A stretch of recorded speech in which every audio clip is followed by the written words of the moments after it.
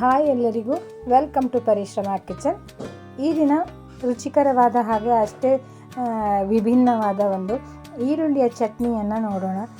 ತುಂಬಾ ರುಚಿಯಾಗಿರುತ್ತೆ. ಬಿಸಿ ಬಿಸಿ ಅನ್ನದೊಟ್ಟಿಗೆ, ದೋಸೆ, ಚಪಾತಿ ಎಲ್ಲರ ಜೊತೆಗೂ ಒಂದೊಳ್ಳೆ ಕಾಂಬಿನೇಷನ್ನು. ಮತ್ತು ಇದು ಒಂದು ರೀತಿ ಬಾಯಲ್ಲಿ ನೀರೂರಿಸುವ ಉಪ್ಪಿನಕಾಯಿ ಥರನೇ 2-3 ದಿನಗಳ ಕಾಲ ಮಾಡಿ ಇಟ್ಕೊಂಡ್ರೆ ತಿನ್ಬೋದು. ನೋಡೋಣ ಈ ರೆಸಿಪಿಯನ್ನು ಹೇಗೆ ಮಾಡೋದು ಅಂತ.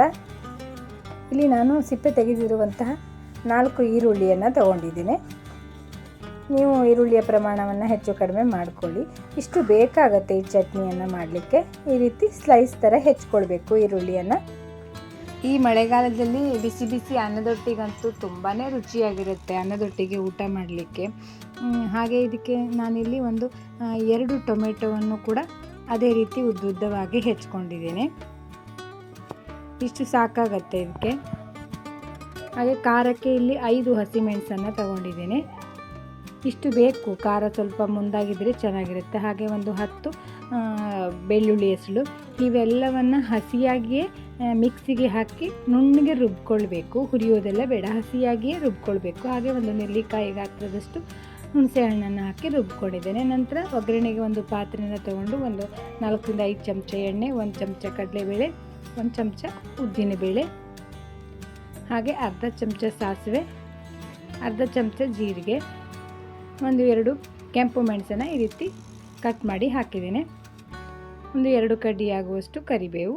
ಇವೆಲ್ಲವನ್ನು ಎಣ್ಣೆಯೊಳಗಡೆ ಚೆನ್ನಾಗಿ ಹುರ್ಕೊಳ್ಬೇಕು ನೋಡಿ. ಹಾಗೆ ಇಲ್ಲಿ ರುಬ್ಬಿ ಇಟ್ಟಿರುವಂತಹ ಈ ಟೊಮೆಟೊ ಮತ್ತು ಈರುಳ್ಳಿಯ ಪೇಸ್ಟನ್ನು ಕೂಡ ಒಗ್ಗರಣೆಯೊಳಗಡೆ ಹಾಕಬೇಕು.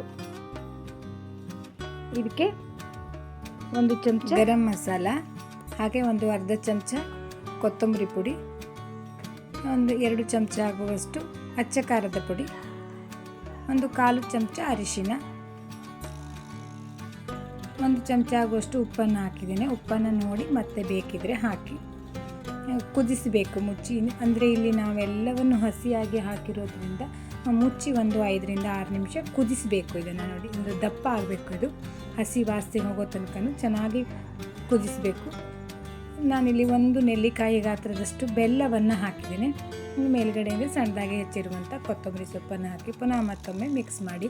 ಇಲ್ಲಿ ಬೆಲ್ಲವನ್ನು ಹಾಕಿ ರುಚಿಯಾಗಿರುತ್ತೆ. ಎಲ್ಲವೂ ಉಪ್ಪು, ಹುಳಿ, ಖಾರ ಎಲ್ಲ ಬ್ಯಾಲೆನ್ಸ್ ಆಗುತ್ತೆ ಬೆಲ್ಲವನ್ನು ಹಾಕಿರೋದ್ರಿಂದ. ನೋಡಿ, ಬಿಸಿ ಬಿಸಿ ಅನ್ನದೊಟ್ಟಿಗೆ ಮೇಲ್ಗಡೆಯಿಂದ ತುಪ್ಪವನ್ನು ಹಾಕ್ಕೊಂಡು ಊಟ ಮಾಡ್ತಿದ್ರೆ ತುಂಬಾ ರುಚಿಯಾಗಿರುತ್ತೆ.